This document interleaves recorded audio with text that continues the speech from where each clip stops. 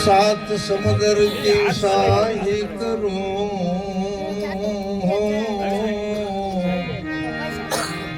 गुरु गुण लिखो न जा, गुरु ब्रह्मा गुरु विष्णु गुरुदेवो गुरु महेश्वरम।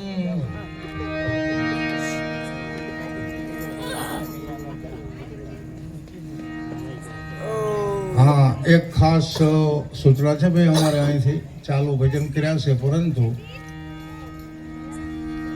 જેમને આ ત્રિવેણી સંગમનો સમાગમ કર્યો છે, ભાગીરથી કામ છે, ગત ગંગા છે, જ્ઞાન ગંગા છે, એવા રઘાભાનું સ્વાગત કરવાનું છે.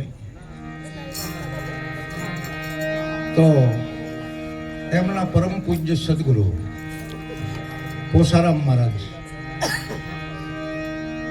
જેમનું સ્વાગત કરે છે, તો બધા પ્રેમથી જય બોલજો. મહારાજ કી જય.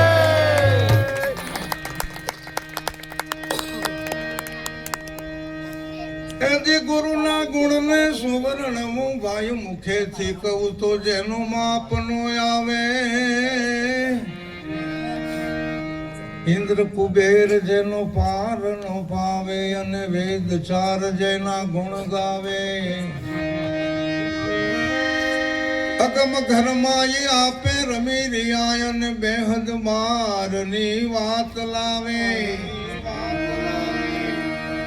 દાસ સવાને ગુરુ ફુલગરજી મળ્યા, ચરણ પ્રતાપથી ગુણ ગાવે.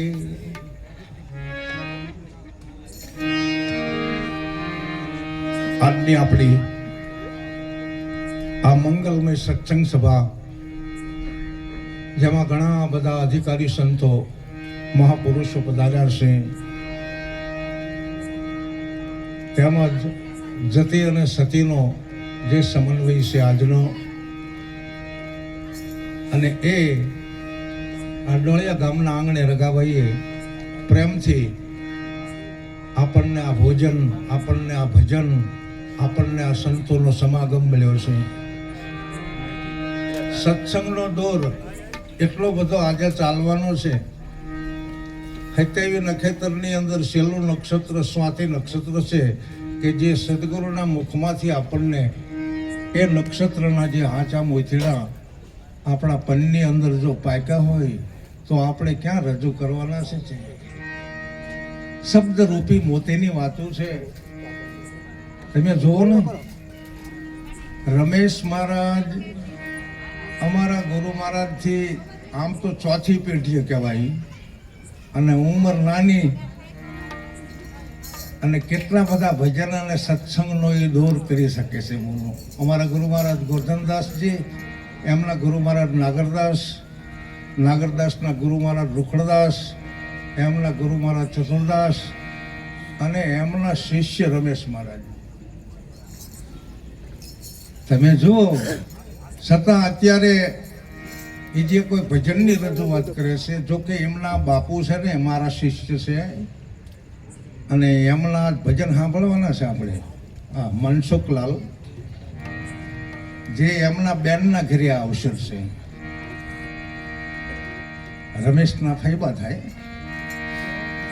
પણ મનસુખલાલે સારા એવા ભજનિક છે, એ તો નાનપણથી ભજન બોલે છે. હા, તો આવો આપણે ગણપતિ દાદાની વંદના કરીએ. રિદ્ધિ સિદ્ધિ સતબુદ્ધિ અને જેના પતિ અને